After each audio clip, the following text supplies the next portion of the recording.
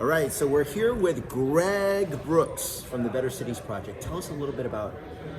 We're in the last mile business of public policy. There are 97 million Americans living in our nation's largest cities. That's all cities of 100,000 or more. We have talked as conservatives for decades about the importance of local government and getting solutions out of Washington and out of the State House.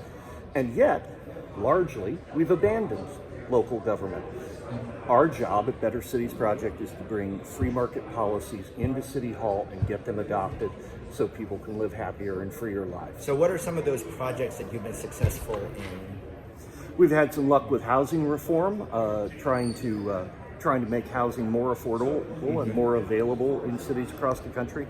We've advanced collective bargaining transparency, which is helpful overall, but particularly in an age where some on the left are calling for defunding the police.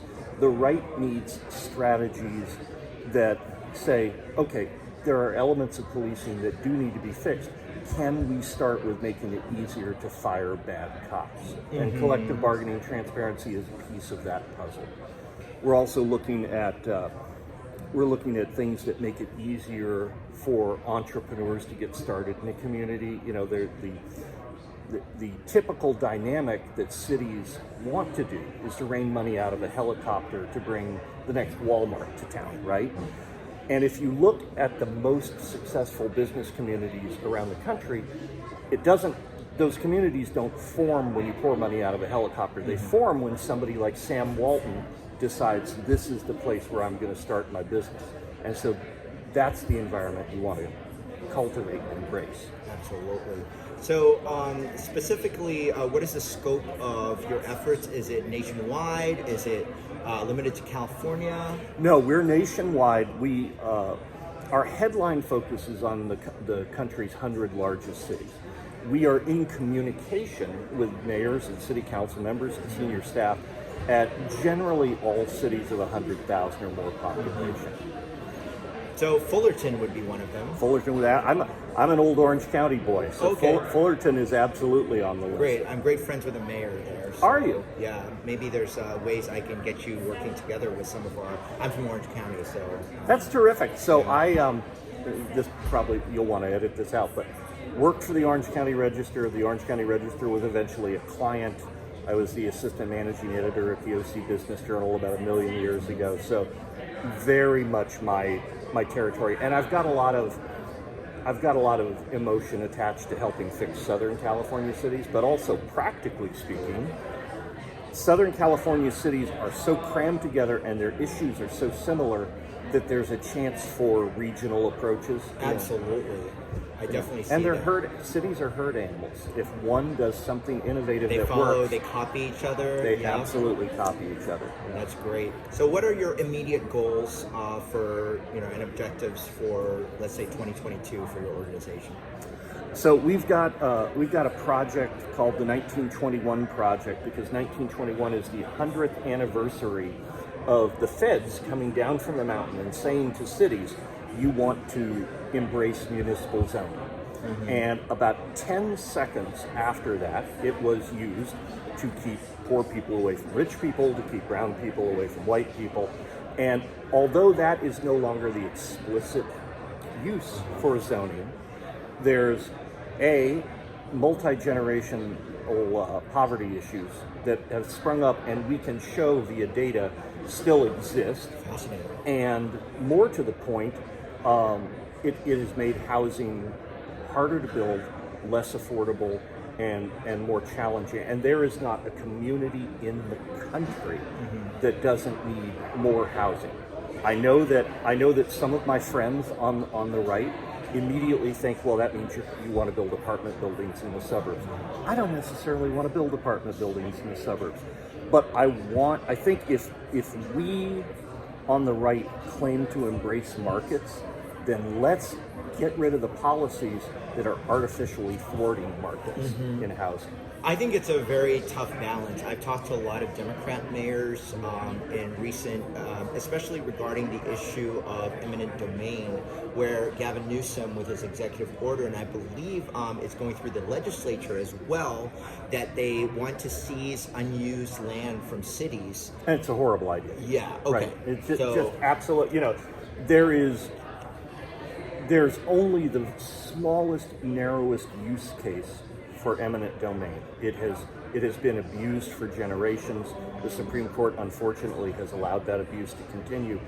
But it's insult to injury to say, okay, not only are we going to allow this abuse to continue, but we are now going to let a larger unit of government come in and bully property away from local governments in pursuit of a social agenda.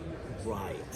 And that is the biggest concern that the right has, I believe, because the left has been alarming in some of the moves that they've made, especially when it comes to our state government.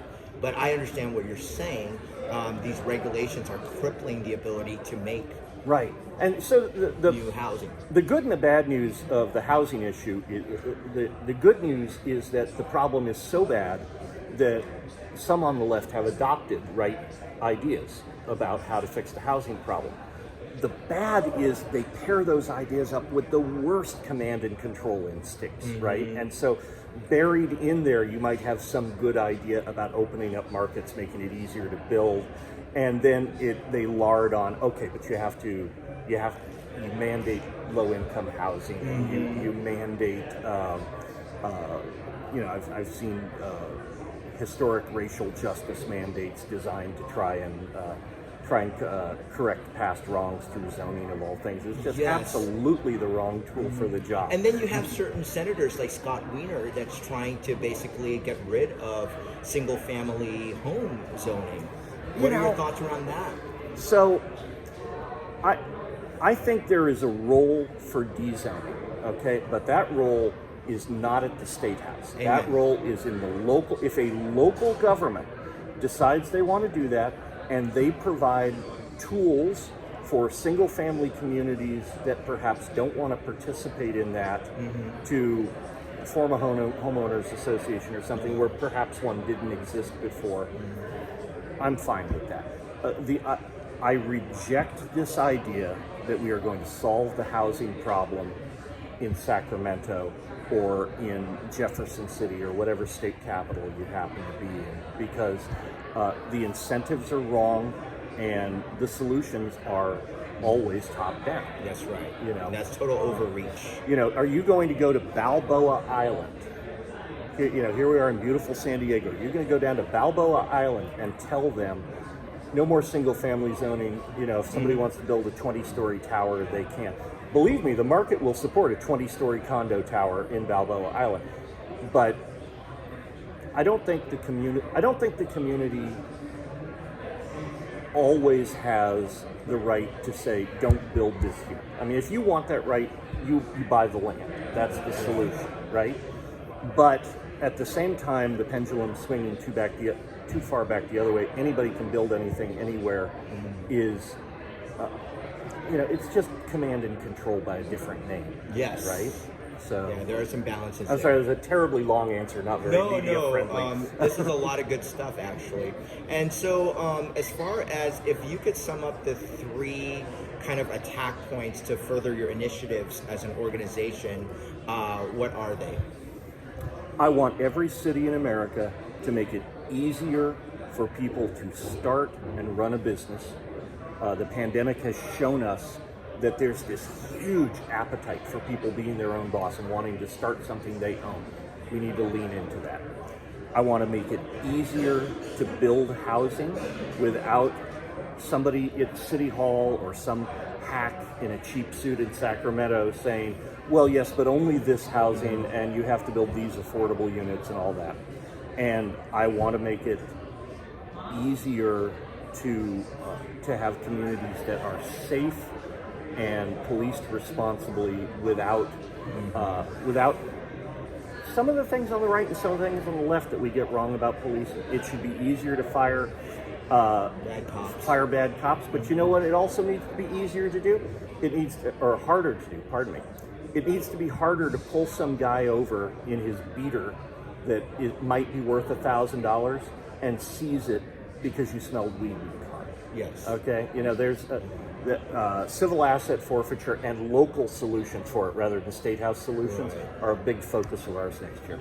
Absolutely. Sounds like great work you're doing. Where can we find you or follow what your organization is doing? We're online at better-cities.org, and you know, my contact information is there. We're a small enough organization that I still pick up the phone. So, where are you based out of?